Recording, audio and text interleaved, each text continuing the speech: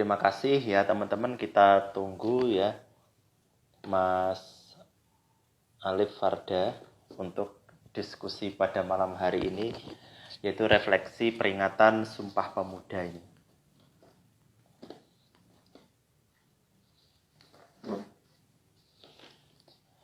Mas Fatan, kalau mau bergabung monggo Mas Fatan, kita diskusi santai ini bersama Mas Alif nanti. Temanya tentang kepemudaan ini dalam refleksi peringatan Sumpah Pemuda. Monggo langsung gabung, nanti saya sambungkan. Kita bertiga malah rame nanti. Monggo. Saya tunggu Mas Fatan. Selama ini kan jadi penonton ini. Ini saya ajak coba nanti diskusi bareng.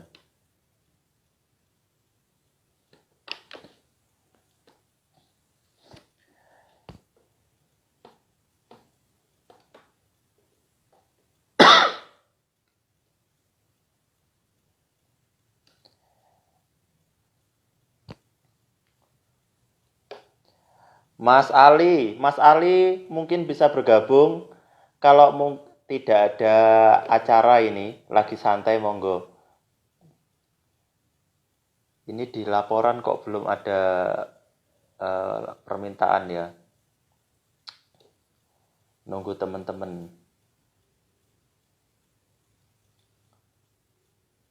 Oh, ini udah masuk. Monggo yang mau bergabung, kita sharing saja santai. Dari Banyuwangi ID, selamat bergabung. Halo, selamat malam Mas Alif. Selamat malam. Masih tetap semangat ini, Mas Alif. Ya, masih. Walaupun cuaca. Sama ini, saya juga agak lumayan kondisi kurang fit, tapi insya Allah tetap semangat lah.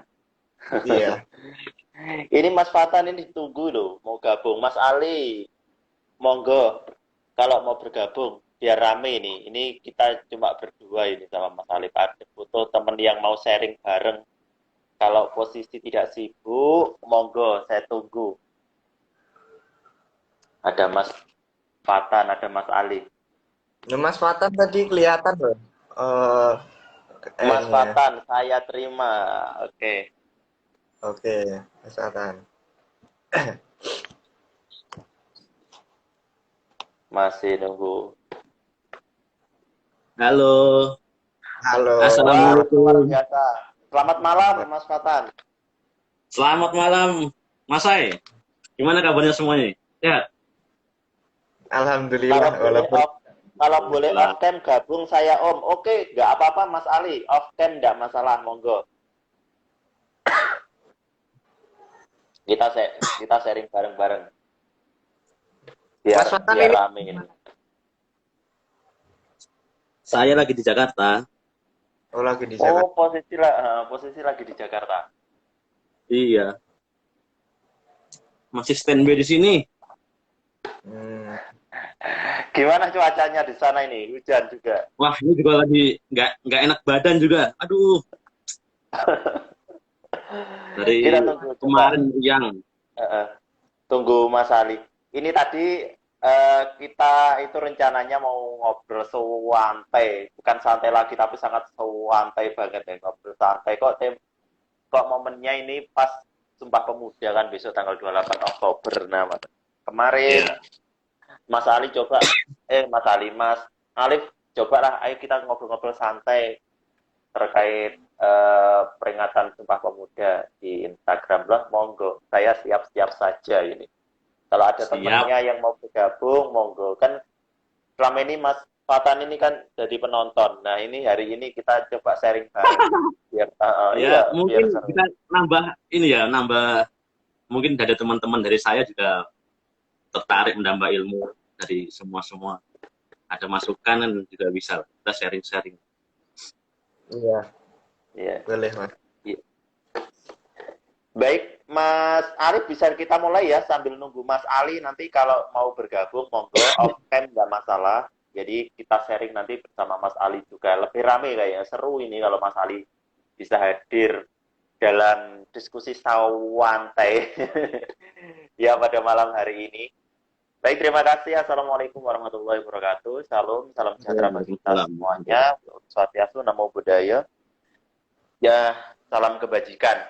Nah, teman-teman, pada malam hari ini, alhamdulillah, Mas Raros Banyuwangi dan juga follower dari Mas Fatan dan juga dari Mas Alif di akun Instagram Bravo, Balambang Royal Volunteer bisa hadir pada malam hari ini. Itu diskusi santai dalam tema malam hari ini, yaitu refleksi peringatan Sumpah Pemuda di tahun 2022. Nah, ini nanti diskusinya santai saja, jadi saya bisa bertanya kepada Mas Alif bisa bertanya kepada saya, Mas Alif bisa bertanya kepada Mas Fatan, atau Mas Fatan bisa bertanya kepada Mas Alif. Jadi tidak ada di sini istilahnya moderatornya yang satu narasumber, tidak ada, kita semuanya nanti saling sharing ya tentang refleksi Sumpah Pemuda pada malam hari ini. Nah, berbicara tentang Sumpah Pemuda itu kan selalu kita peringati setiap tahun ya. Jadi tema malam hari ini, Mas Bobi Setiawan ya, ini luar biasa ini, monggo kalau mau bergabung sharing juga dari Pesanggaran, Pesanggaran Cileragung, Mas, dari yang punya Parang Semar, yang punya rawa biru sama Dogong ini. Ya, berbicara tentang Sumpah Pemuda ini selalu kita peringati di setiap tahun ya. Nah, tentunya dalam momen setiap tahun ini tidak hanya sekedar seremonial belaka yang tanpa makna, tetapi juga harus dipahami mengapa kegiatan Sumpah Pemuda ini harus diperingati setiap tahun dan makna apa yang terkandung dalam peristiwa Sumpah Pemuda ini. Nah, kita nanti coba bisa melihat dari berbagai sisi ya tentang Sumpah Pemuda, dari perspektif Mas Alif, perspektif Mas Fatan, dan nanti juga perspektif saya bagaimana memahami dan memandang Sumpah Pemuda ini di era kekinian. Jadi nanti temanya arahnya ke sana. Nah, saya coba tanya dulu ke Mas Alifnya, makna pemuda itu apa sih bagi Mas Alif? Kalau bagi saya itu maknanya pemuda ya, terutama juga sekarang memperingati Hari Sumpah Pemuda. Jadi maknanya ya adalah generasi yang menjadi yang mempunyai inovasi kedepannya lebih dari yang dulu. Jadi pemuda yang sekarang mungkin akan lebih mempunyai kemampuan-kemampuan ini daripada yang pemuda yang sudah diharapkan di dulu waktu Kongres Pemuda itu, Mas. Kalau Mas Fatan, Kalau dari sudut pandang saya itu pemuda itu adalah apa ya? Dia itu tunas, cikal bakal. Bagaimana pemuda itu bisa kedepannya itu bisa apa ya? Bisa mengembangkan negara ini ya tergantung bagaimana kita untuk mengolahnya. Tunas itu biar bisa menjadi tanaman yang kuat dan kokoh. Jadi sebenarnya ya untuk saat ini, pemuda saat ini sebenarnya juga setiap perkembangan zaman pasti kita ada problematika sendiri lah mengenai masalah regenerasi kehidupan ini kan. Nggak setiap masa itu sama. Jadi apa ya, pemuda itu ya cikal bakal dari kehidupan, cikal bakal dari negara ini juga. Jadi kalau cikal bakalnya ini udah kokoh, udah bagus, pasti nantinya akan kedepannya juga semakin baik. luar biasa ini ya, keren ini pokoknya. Nah, ini bisa menambah wawasan kita semuanya ya, khususnya follower Mas Raros, Mas Fatan, dan juga followernya Bravo untuk memahami lebih jauh tentang apa itu pemuda, apa itu Sumpah Pemuda, dan sebagainya. Nah, kaitannya dengan Sumpah Pemuda, ini kan kejadian Sumpah Pemuda ini kan terjadi tahun 1928. Nah, ya kalau dihitung sudah berapa puluh tahun yang lalu ya. Nah, kira-kira apakah masih relevan? Apakah masih relevan untuk generasi muda saat ini, Mas Alif?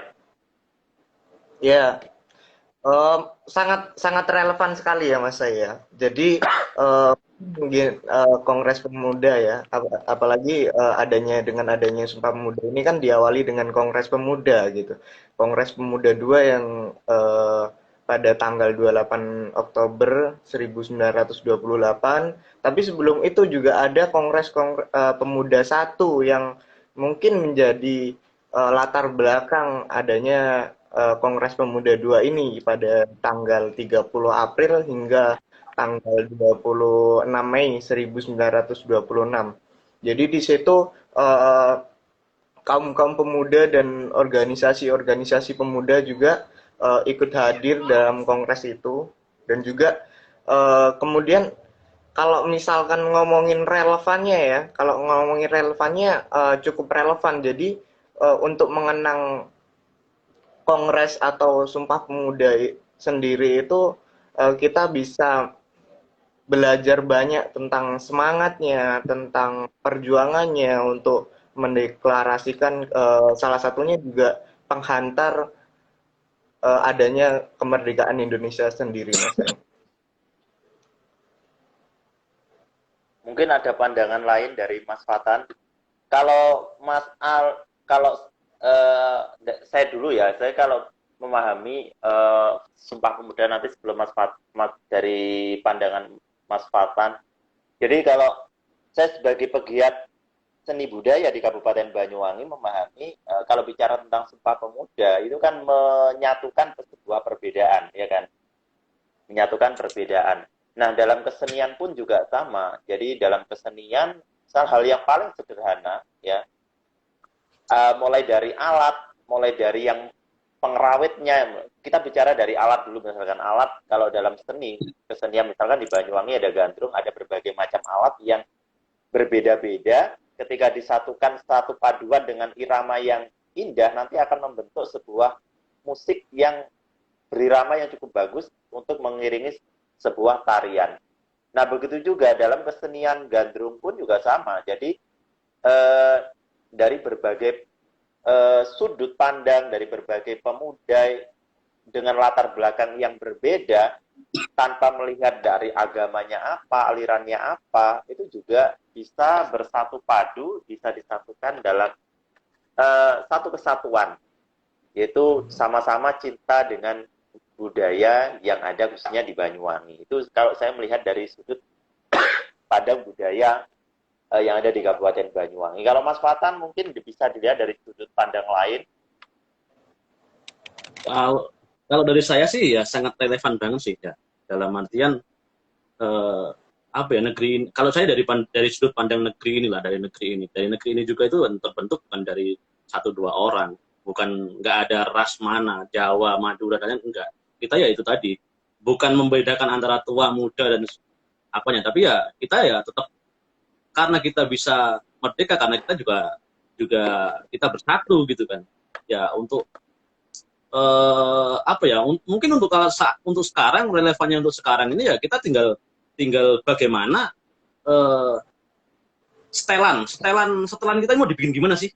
Setelan, kalau dulu kan memperjuangkan apa ya, pemuda itu kan memperjuangkan untuk kemerdekaan, untuk ya untuk Indonesia merdeka lah. Terus sekarang kan setelannya mau dibikin gimana? Apakah kita mau dijajah lagi? Dalam artian kan banyak penjajahan untuk saat ini kan, dari penjajahan secara media, dari secara birokrasi dan lain-lain juga banyak.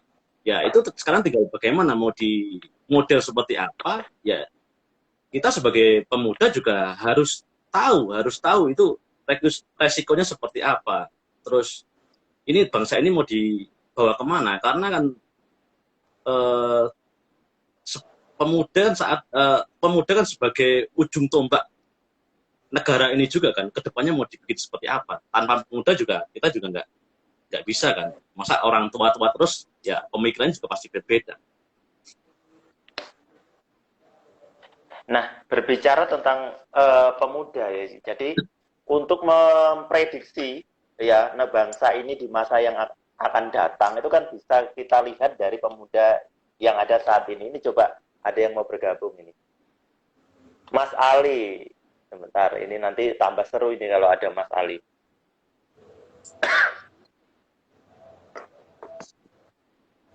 Kita tunggu.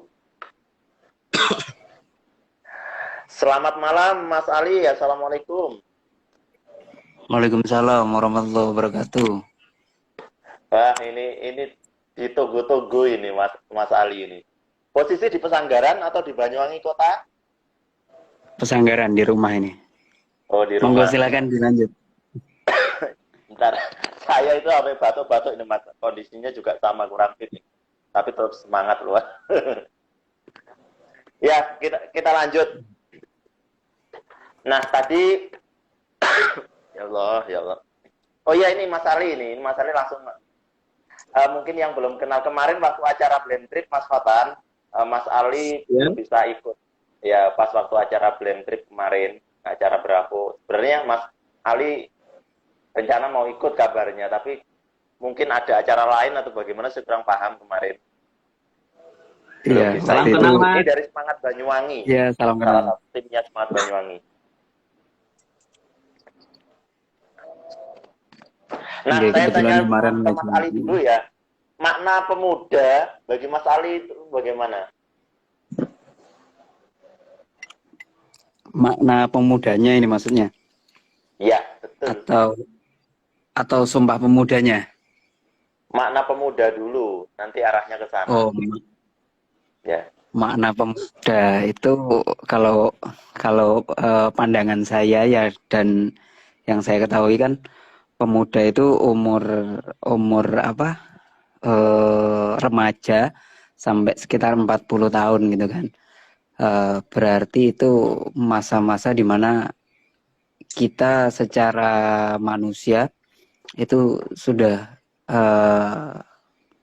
kemungkinan besar dapat berpikir dan bertindak, baik itu berproses menjadi orang yang lebih bijak gitu. Intinya bisa berpikir dan bisa bertindak lebih dewasa. Walaupun kenyataannya kan sampai kapanpun kita tetap berproses gitu. Nah, oleh karena itu pemuda juga cenderung dengan adanya pemikiran-pemikiran yang kadang menggebu-gebu, gerusak-gerusuk dan lain-lain gitu kan, itu plus minusnya. Dan di sini pemuda ditanda kutipkan memiliki semangat yang luar biasa juga. Itu sih. Kalau Sumpah Pemuda kira-kira masih relevan nggak Mas? Untuk istilahnya kita ambil ibroh ya, atau pelajaran dari kisah Sumpah Pemuda di masa lalu untuk kita relevansinya terhadap pemuda di era saat ini.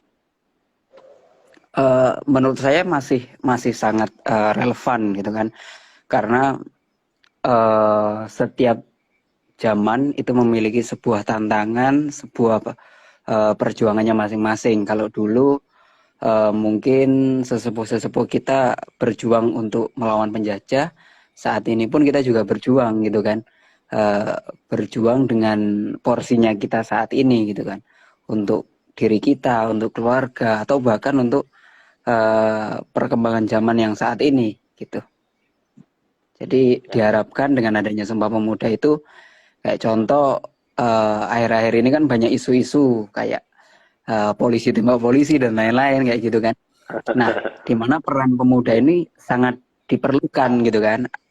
Apalagi kita menggunakan media sosial, rawan hoax dan lain-lain, itu peran pemuda sangat diperlukan. Apalagi pemuda-pemuda yang satu kritis, dua yang memang pemikiran-pemikiran mereka itu mengandung banyak literatur kayak gitu sih. Ya, Mas Ali, ini kita sharingnya ini santai ya, maksudnya tidak ada, saya sebagai moderator yang satu pemateri, enggak, kita sama-sama sharing, sama-sama belajar lah ya. Iya, sama-sama.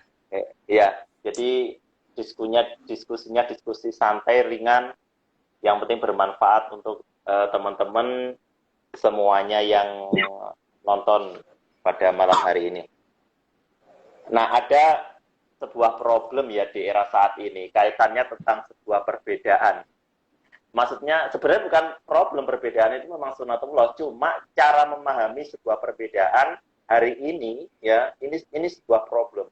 Kadang gara-gara beda aliran kepercayaan atau mungkin beda agama itu kadang menjadi masalah yang cukup serius di kalangan masyarakat. Nah, saya juga ingin tahu ini pendapatnya untuk teman-teman semuanya, khususnya ini kaitannya pribadi ini dari dulu dari tahun ke tahun kayaknya selalu muncul ya ini problem kaitannya tentang bisa dikatakan apa ya, eksploitasi perbedaan. Jadi ketika ada sebuah antara agama yang satu dengan agama yang lain, ketika terjadi perbedaan malah bukan didamaikan tetapi malah apa Mas istilahnya diperuncing. Ini pendapatnya gimana ya? Kalau menurut siapa dulu ya, Mas Ali dulu lah. Saya dulu ini. Mas. Oke. Habis itu Mas Fatan. Iya.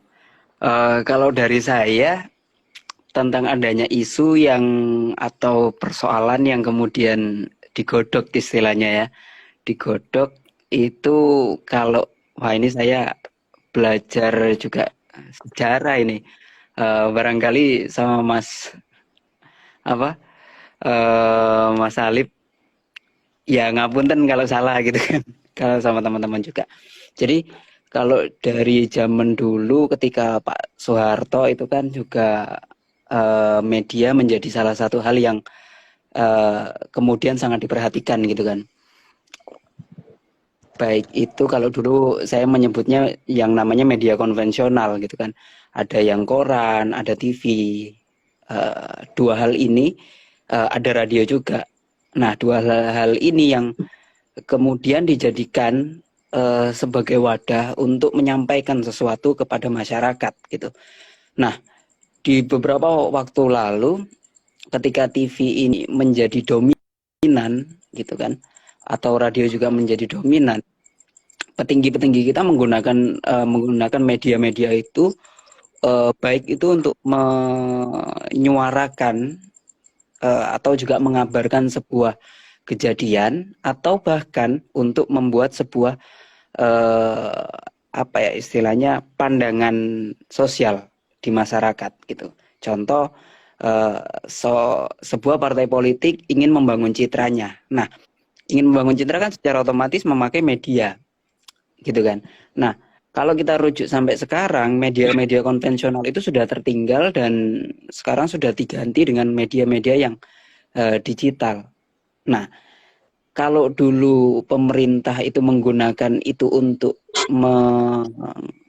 membuat alur sebuah pemahaman publik. Nah, sekarang media online itu banyak sekali yang istilahnya dibuat untuk membangun sebuah opini publik.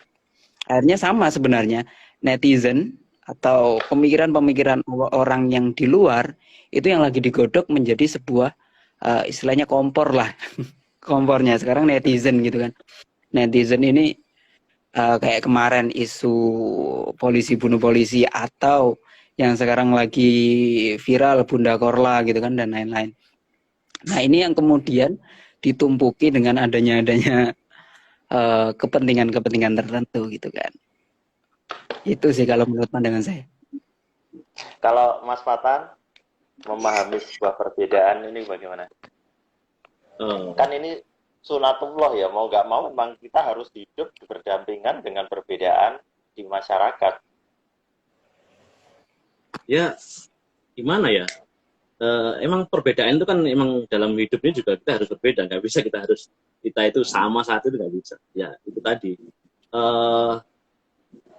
Ya tergantung apa ya. Makanya tadi saya sudah menyampaikan dari awal kan setiap era atau zaman itu pasti ada suatu problem tersendiri atau problem yang beda-beda. Kayak seperti dulu problemnya kayak seperti ini dan sekarang problemnya yang lagi gampang sekarang kan apalagi mau politik mau apa kan isu-isu itu kan gampang banget lah, apalagi mau ya kita lihatlah di 2024 apakah tetap kita agama sebagai taruhan di situ atau seperti apa ya. Itu sih karena itu tadi penjajahan dahulu, penjajahan perang pakai senjata, atau G13 PKI misalkan sesama sesama bangsa Indonesia saling saling perang, yaitu pakai pakai senjata, pakai saling membunuh lah. Kalau sekarang beda.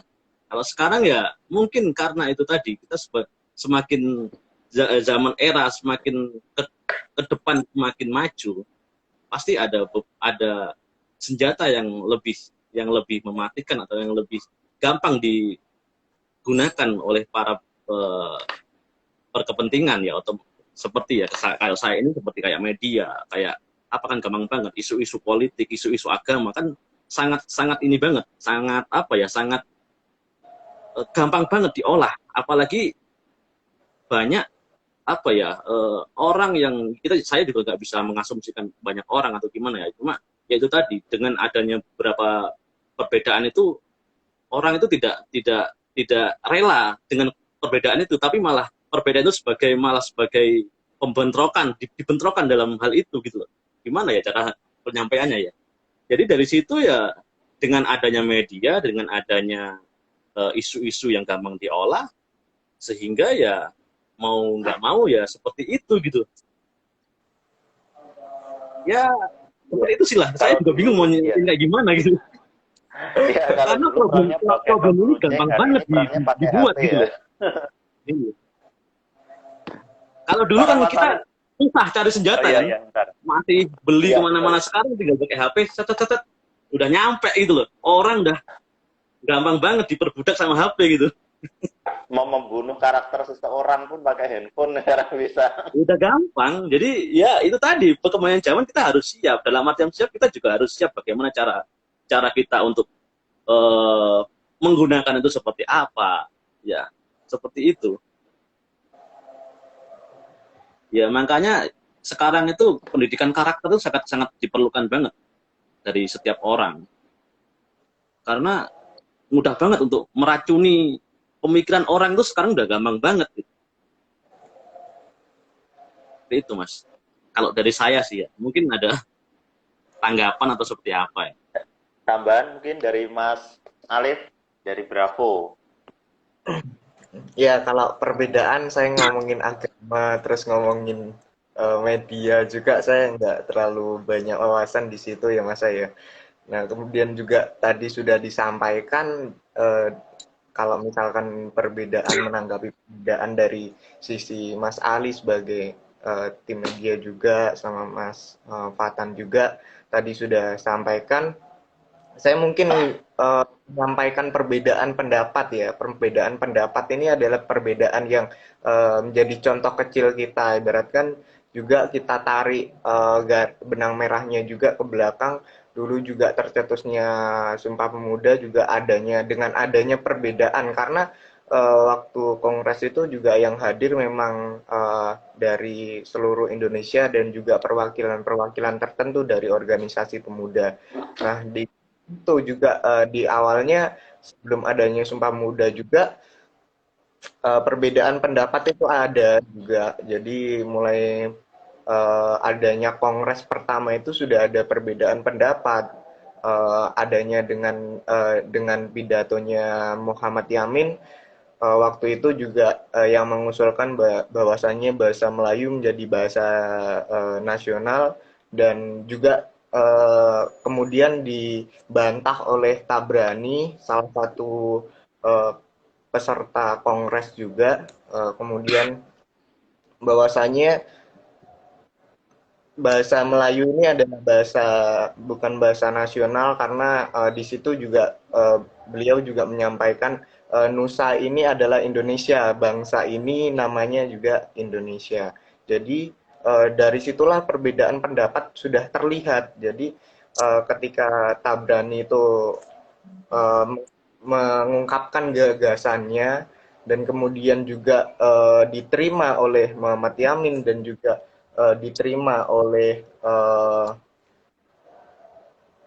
penasihat perumusan Sumpah Pemuda dan juga tokoh pendorong bahasa Indonesia sebagai bahasa persatuan, itu juga yaitu Muhammad Yamin. Jadi dari situlah bisa terlihat sangat jelas. Jadi adanya perbedaan itu juga bisa melahirkan bahwasanya juga ada kesepakatan bahwasanya di Kongres kedua tahun 1948 itu juga disepakati bahwasanya bahasa Indonesia menjadi bahasa persatuan dan bahasa bahasa yang memang bagi bangsa Indonesia, dan juga akhirnya tercetuslah Sumpah Pemuda itu tadi, Mas Say.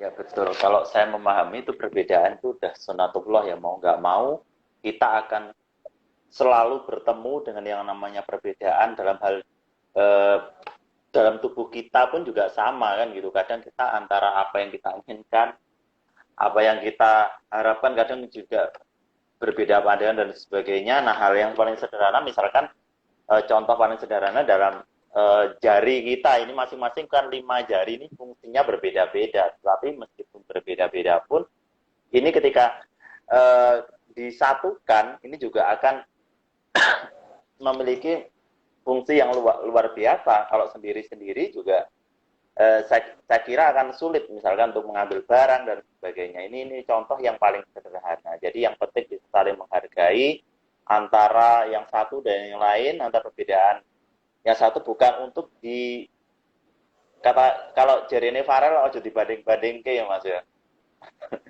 Ya mesti kalah, Mas. Ojo dibanding-banding ke, tetapi bisa saling menghargai dengan adanya perbedaan itu.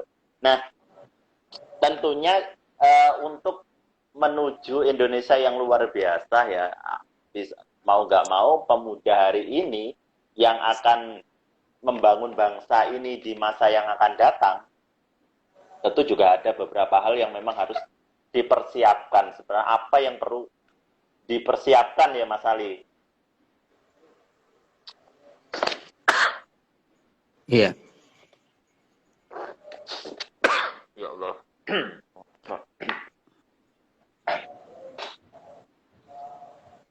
Monggo Mas Ali. Gimana? Sebagai pemuda, apa yang perlu kita siapkan ini untuk generasi khususnya anak-anak muda di masa yang akan datang, tentunya yang akan membangun bangsa ini bisa menjadi lebih baik. Karena kan kalau kita untuk melihat Indonesia ke depan, mau nggak mau kan kita bisa memprediksi di masa depan bisa kita lihat dari anak mudanya saat ini. Kalau anak mudanya saat ini berperilaku positif, tentunya juga insya Allah di masa yang akan depan juga Indonesia akan semakin bagus, begitu juga sebaliknya. Dan apa yang harus kita siapkan ini Mas Ali? Iya. Kalau untuk mempersiapkan, kalau dari kita ya, karena ini nggak tahu kita masuk generasi Z atau gimana ini, gitu kan? Atau A dan lain-lain. Nah, tentunya di masa yang akan datang kita berada pada posisi di mana media atau sosial media ini semakin matang, hiperkoneksi, ya kan? Untuk mencari atau mendapatkan informasi sangat mudah, berbagai kemudahan, teknologi juga sudah semakin maju, canggih dan lain-lain. Mungkin yang namanya budaya itu kan selalu split ya, kembali ke masanya gitu kan, kembali ke masanya, tapi tetap ada sebuah perubahan. Kayak contoh zaman dulu di tahun 2000 itu kita pakai batik itu kayaknya anak-anak pada zaman itu lah lapo sih gawe batik gitu kan, kebaya tua banget gitu kan. Nah, tapi di zaman saat ini ketika teknologi sudah semakin maju, bahkan batik ini bisa dijadikan sebuah fashion yang luar biasa gitu. Nah, artinya apa? Berarti tetap ada perubahan, tapi kita juga tidak akan meninggalkan hal-hal yang menjadi istilahnya menjadi pokoknya gitu. Nah, begitupun dengan ketika nanti sebuah zaman ini semakin maju, kita mengikutinya. Tapi pokok dari kemajuan kita itu tetap ada. Salah satu contohnya adalah kita menggunakan media sosial gitu kan, dengan semakin maju. Nah, hal yang perlu kita bawa dari kemajuan itu, dari diri kita adalah satu etika, kemudian dua literasi dan lain-lain. Itu sih kalau menurut saya.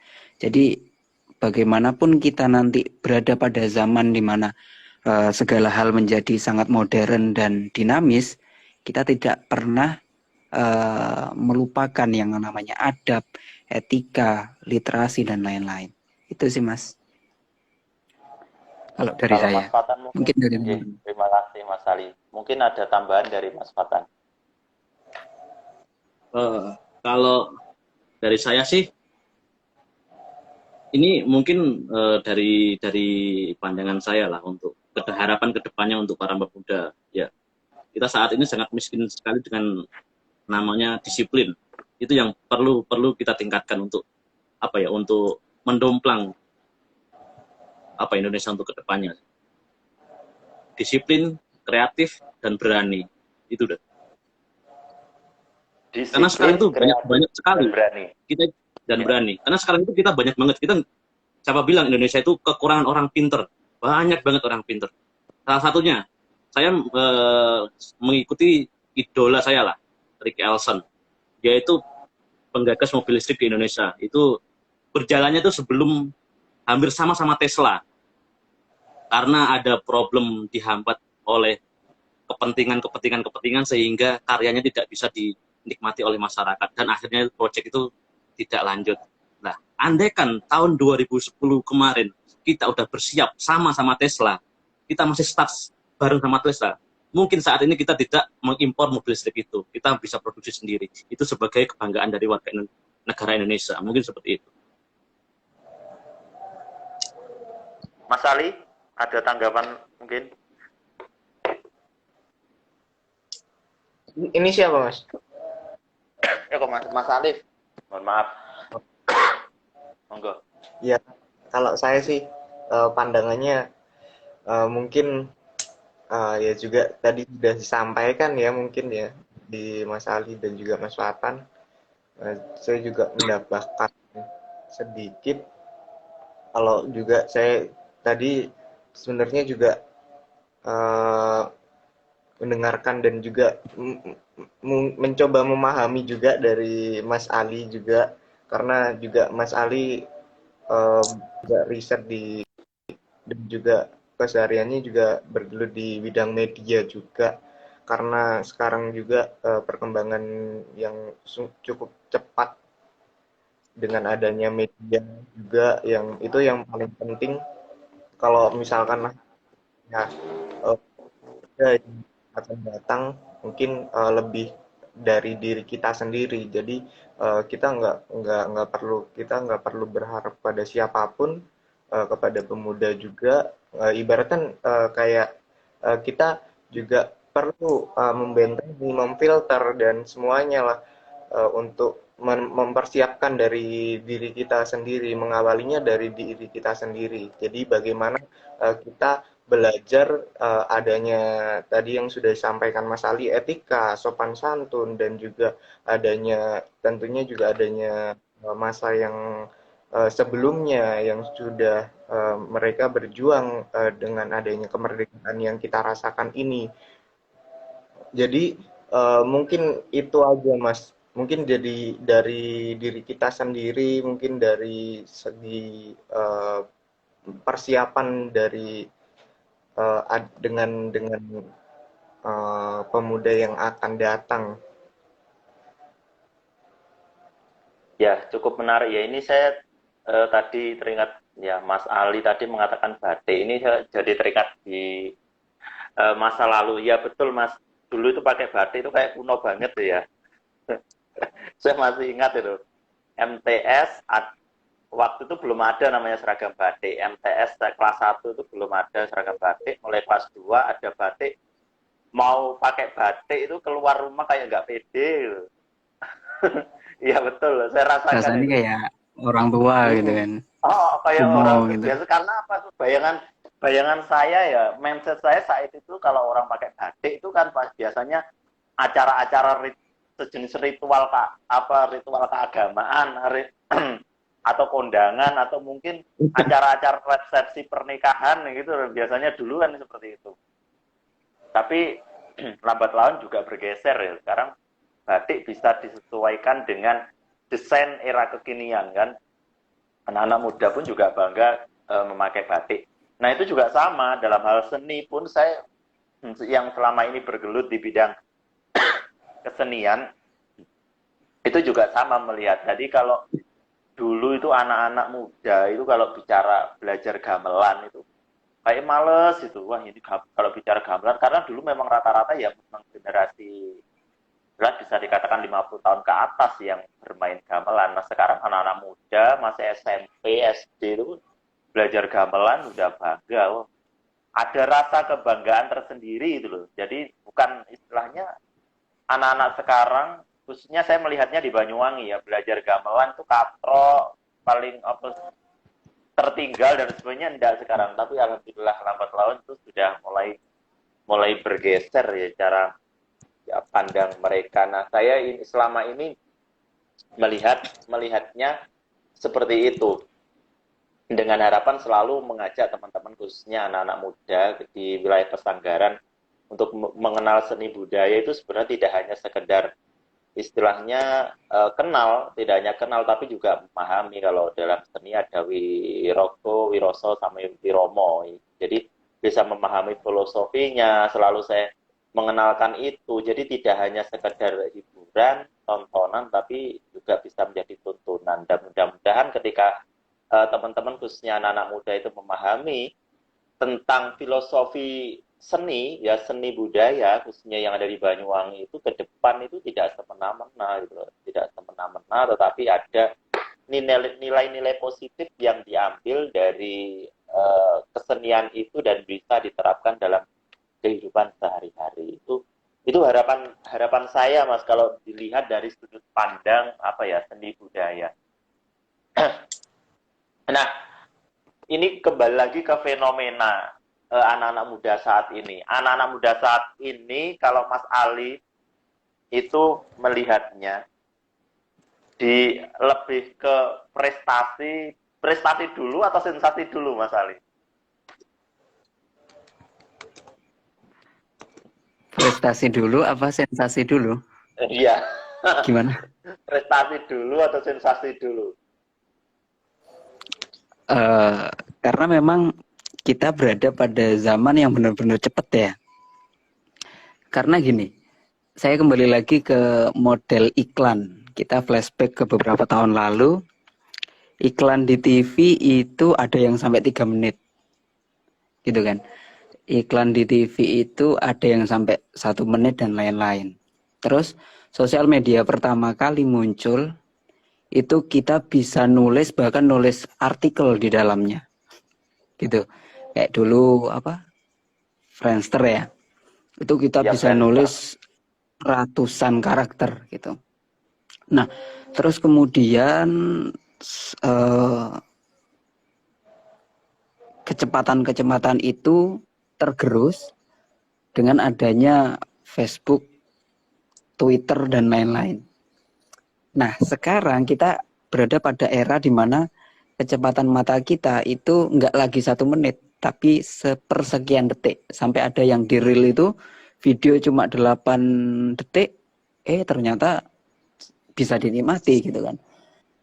Bahkan di HP kita kalau kita lihat YouTube itu iklannya cuma 5 detik gitu.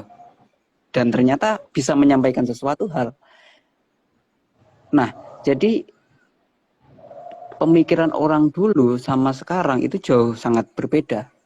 Kalau dulu orang lihat iklan 1 menit atau 3 menit itu sudah hal yang wajar, tapi sekarang sangat cepat sekali. Bahkan orang bisa dituntut untuk bisa membuat 150 karakter dalam tweet yang kemudian menjadi viral, atau kita dituntut untuk membuat 30 detik video untuk kemudian bisa dinikmati gitu kan. Nah, atau 15 detik untuk story Instagram kemudian bisa menyampaikan sesuatu. Nah, kita berada pada ranah di mana semuanya serba cepat. Bahkan mata kita dituntut untuk scrolling TikTok itu, Mas Sai. Ya teman-teman ya. Ya, Kita kan cepet gitu kan. Lihat video, scrolling juga cepet gitu kan. Videonya juga cepet. Sekarang mungkin ada yang sampai 10 menit gitu kan. Tapi awal-awal dulu 15, 30, 60. Lihat video 60 detik itu aja kita udah kayak lama gitu kan. Nah, otak kita sekarang memang sudah dirancang mungkin secepat itu gitu kan. Dan anehnya kualitas ini memang saat ini menjadi hal yang mungkin dinomorduakan. Viral dulu, baru kemudian kualitas dulu gitu kan. Itu sih. Karena jujur bahkan media kita pun yang sudah didesain sedemikian rupa, bahkan video juga kadang mumet sedemikian rupa gitu kan, tetap kalah dengan yang namanya orang-orang viral, orang-orang yang buat video asal-asalan, bikin sensasi, atau juga bermain di lumpur. Kita tetap kalah sama itu gitu. Loh kok bisa gitu kan. itu aja rame. Parkoy hanya 3 detik gitu kan. Yo rame gitu kan. Apalagi ketika itu wanita gitu Ya, kan. apalagi berani buka-bukaan malah tambah rame itu di media sosial. Nah itu semakin aneh, semakin nyeleneh, semakin terbuka, semakin ramai. Kita berada pada zaman itu. Itu sih kan saya. Jadi intinya viral dulu apa sensasi dulu ya. Bagaimana bisa viral dengan membuat sensasi tapi yang positif gitu. Gitu sih. Iya, Tapi keren, nunggu keren. balasan dari teman-teman dulu. Mas Alif dulu ini, ayo Ini viral dulu apa ini? sensasi ini. Ya, kalau saya sih Bisa dilihat dari sudut pandang yang berbeda. Mas ya.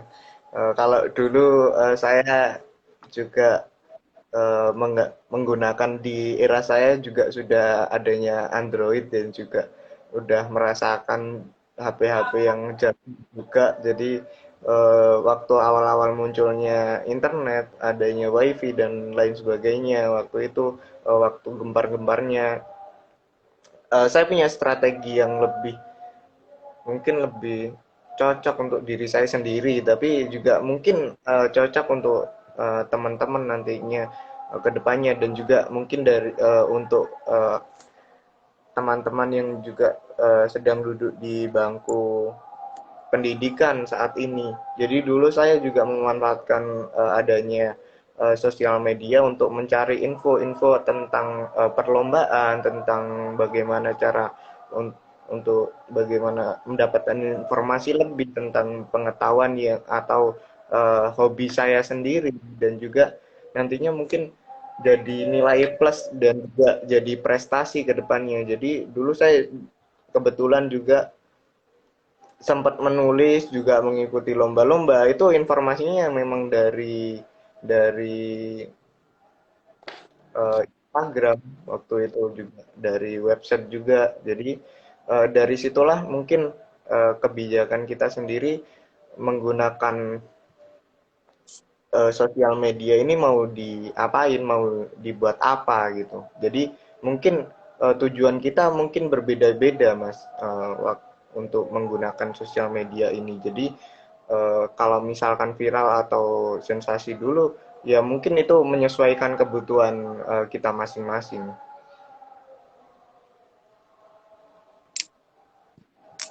Cukup, Mas Alif? Ya, cukup itu aja. Kalau Mas Fatan mungkin ada pandangan lain. Viral sama sensasi ya, itu beda tipis. Tapi ya, kalau sebenarnya udah dijawab semuanya sih. Dari Mas Alif juga udah dijawab, antara ya itu tergantung dari diri kita sendiri sih.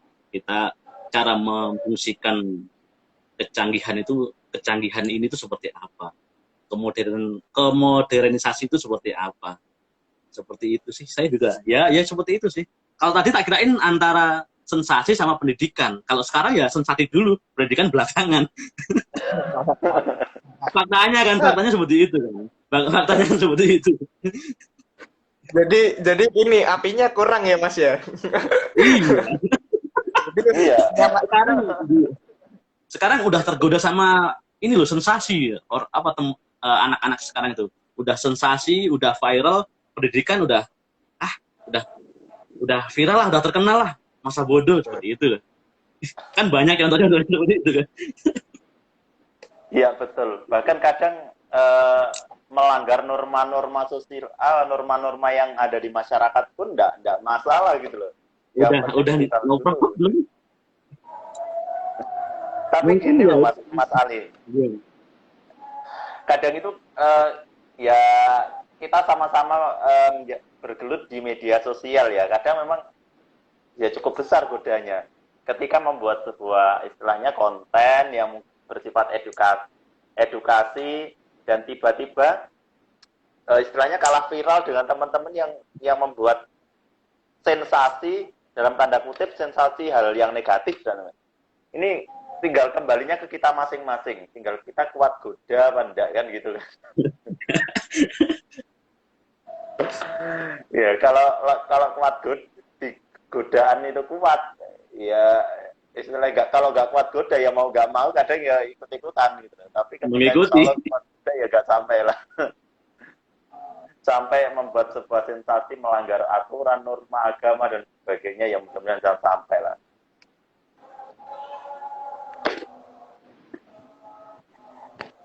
Tak terasa 1 jam nggak terasa ya ngomong-ngomongan santai. Saya mau tanya Mas. Jadi kan ini dari beberapa teman-teman di sini kan ada yang dari jurnalis sama budaya. Mengkompilasi budaya itu bisa nggak? Maksudnya wajar nggak ya? Mungkin saya juga pengen tahu gitu loh.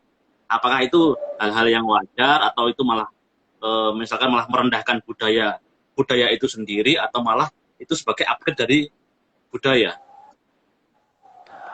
Ini siapa dulu nih? Saya dulu Mas Ali atau Mas? Bebas lah, siapa dulu?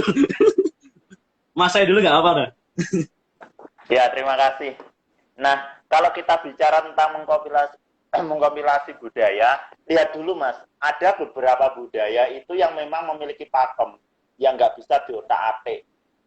Ya, sakral lah, istilahnya sakral, itu tidak bisa diotak-atik, nggak boleh sampai dirubah gerakannya, isi lagunya, nanti akan berubah nilai-nilai filosofisnya yang ada dalam budaya itu. Hal yang sederhana misalkan, kalau di Banyuwangi ada sebelang, ya nggak mungkin omproknya itu pakai istilahnya dari daun yang imitasi, bunga yang imitasi, ya nggak mungkin. Nanti filosofinya akan hilang. Satu. Terus misalkan gandrung. Gandrung itu kalau pakemnya, itu kan pakai kainnya, itu batik Gajah Uling. Kalau misalkan pakai batik yang lain dari motif Jawa misalkan, nanti akan berubah, nilai-nilai filosofisnya itu akan berubah. Kalau berkreasi, ya berkreasi tidak masalah, berkreasi dalam seni budaya yang misalkan di Banyuwangi tidak masalah, menggabungkan dari berbagai unsur tari, tidak masalah. Yang penting tidak sampai merubah pakem yang sudah ada. Tapi kalau sampai merubah pakem, nanti akan jadi masalah.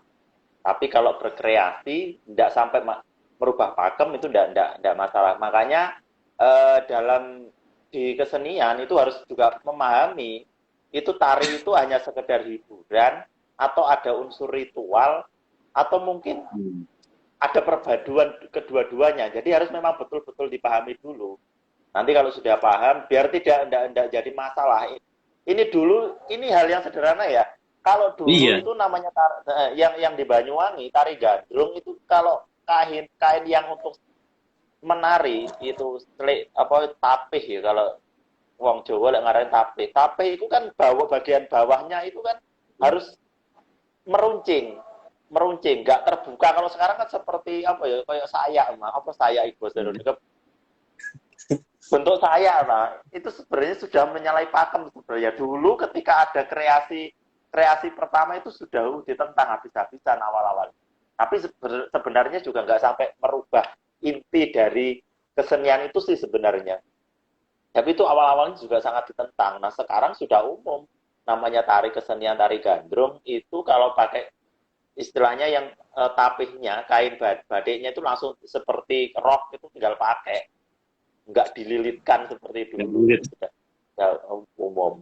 Nah itu yang yang paling sederhana seperti itu, dan beberapa kesenian di Banyuwangi yang lain pun juga nggak misalkan hal sederhana jaranan, nggak ono dadine lo, terus filosofinya jaranan akan hilang mas. Iya. Kalau dadine dalam nggak ada yang istilahnya, nggak ada tari di situ adegan kesurupan. Dan dalam kehidupan manusia itu kan nggak mungkin dalam manusia itu selamanya baik terus kan, nggak, pasti ada sisi nilai-nilai istilahnya buto. Kalau wong di kesenian jaranan ada nilai buto, ada nilai-nilai setannya. Mana yang paling dominan kan gitu kan, hawa nafsunya mana yang paling dominan kan gitu kan. Jadi sama, kalau sampai di situ adegan itu dadinya ndak ada, ya namanya malaikat. Nilai filosofisnya akan hilang gitu. Tujuannya kan seperti itu. Mungkin itu yang bisa saya sampaikan sedikit sebenarnya. Mungkin Mas Ali bisa melihat dari sisi yang lain, monggo. Mungkin Mas Ali ada pandangan lain, karena ini sangat ini loh, sangat berkaitan banget sama ya kita sebagai anak muda sekarang, cikal bakal untuk masa depan. Kita harus punya pengendalian gitu loh, biar itu tidak bisa terubah, atau dengan perkembangan zaman otomatis kan banyak kompilasi antara perkawinan budaya dulu sama budaya sekarang. Itu kan kita juga harus perlu tahu pengendaliannya seperti apa gitu. Iya, kalau dari saya sepakat dengan Mas Laros tadi bahwa kita zamannya sekarang intinya bisa berkarya dimanapun, kapanpun kan gitu. Dan ketika kita berkarya itu muatan apa yang kita ambil? Contohnya tadi mungkin budaya atau musik atau lain-lain. Nah, ini yang kemudian perlu kita cermati kembali. Kayak tadi Mas saya mencontohkan gandrung itu ada pakemnya, jaranan itu ada pakemnya. Ketika kita berkarya pun untuk saat ini mungkin kita mengejar viral dan lain-lain, pakemnya jangan sampai ketinggalan gitu. Sama halnya ini ketika kemarin ada lagu Joko Tingkir gitu kan. Iya. Ya, lagu Joko Tingkir orang membuat sebuah seni yang luar biasa, lagunya bagus, instrumennya bagus gitu kan. Tapi di situ penyebutan namanya ternyata nggak menggunakan riset gitu. Atau lagu-lagu lainnya. Maaf, saya menyapa dulu visit Banyuwangi. Teman-teman visit. Mati apa saya tidak tahu ini, di belakang layarnya Mas Ali yang kenal. Mas itu, Mas Bayu. Oh, Mas Bayu. Mas Bayu. Selamat bergabung. Ada Mas Fahmi dan lain-lain. Oke. Jadi benar, kita selamanya akan tetap berada pada alkulturasi, penggabungan sesuatu hal, baik itu budaya dan lain-lain gitu kan. Tapi kita jangan lupa ada pakem-pakem yang memang harus dipertahankan. Kayak contoh kemarin yang viral adalah Tuhan Yesus tidak berubah, gitu kan. Itu kan lagu yang kemarin sempat viral sampai dijogetkan dan lain-lain. Dan kemudian itu yang membuat saya memfollow salah satu Romo yang beliau ada di luar negeri. Ternyata joget itu gitu loh. Saya sempat tanya, kenapa itu kan lagu gereja gitu. Nah, ternyata dijelaskan bahwa ini adalah lagu untuk kelas kelas minggu kalau nggak salah, untuk anak-anak. Dan ini memang tidak ada di Injil gitu. Ini buatan, dan ketika itu buatan boleh diremik sampai jadi jogetan nggak masalah gitu. Nah, di budaya kita bagaimana, di agama kita bagaimana? Nah, ketika kita mengambil contoh itu ayat Al-Quran, didangdutkan atau dikoplokan, jelas tidak boleh gitu kan. Tapi ketika kita joget dengan lagu Arab, ya nggak apa-apa. Karena Arab belum tentu religi gitu. Tapi kalau sudah di Al-Quran, ya nggak boleh gitu. Itu sih Mas Sai, itu sih teman-teman. Kalau dari Ini saya. apa ada Jadi batasan tetap waktu Mas ya live ini? Kok tinggal berapa detik ini?